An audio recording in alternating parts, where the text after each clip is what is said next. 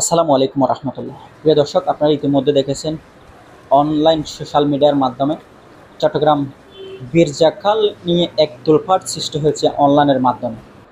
আজ সেই বীরজাকাল পরিদর্শন করেছে Chattogram city mayor doctor Sadat Hossain.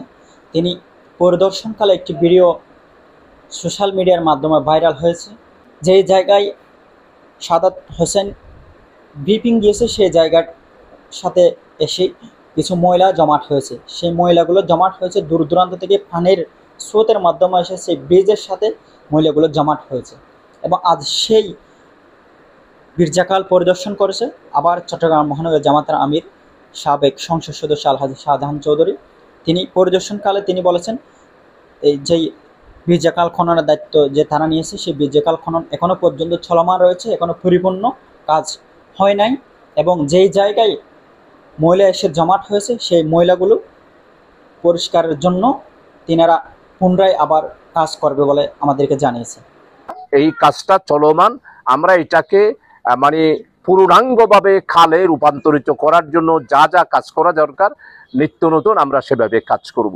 মাননীয় মেয়র এবং উপদেষ্টা মহোদয়ের কাছে আবেদন করব, মহানগরী জামাত ইসলামীকে যদি এইভাবে জলবদ্ধতা নিরসনের জন্য আরেকটি খাল বরাদ্দ করেন, আরও নালা নর্দমা পরিষ্কার করার জন্য দায়িত্ব দেন, আমরা স্ব-উদ্যোগেই সেই কাজগুলো আমরা করব।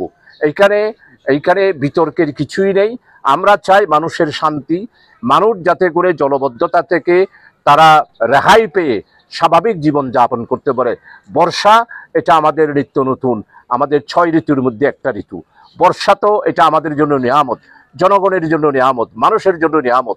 পানি আল্লাহ তাআলার দান, পানি তো মানুষের জীবন, এবং পানি ছাড়া মানুষ চলতে পারে না।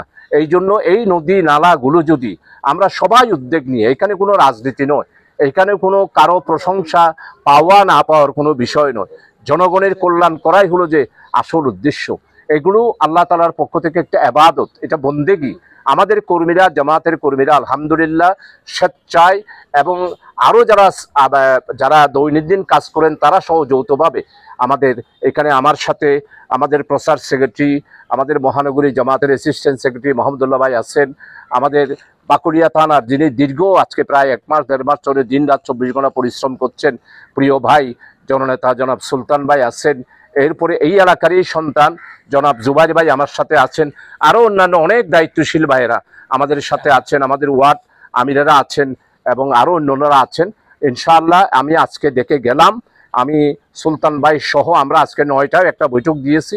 এই কালের দায়িত্ব সিটি কর্পোরেশন আমাদেরকে যেভাবে দিয়েছেন আমরা সেইভাবে করে যথাযথভাবে আমরা এই দায়িত্ব পালন করব এবং বীরজাকালকে আমরা আগের রূপেই এনে দেওয়ার জন্য চেষ্টা করব।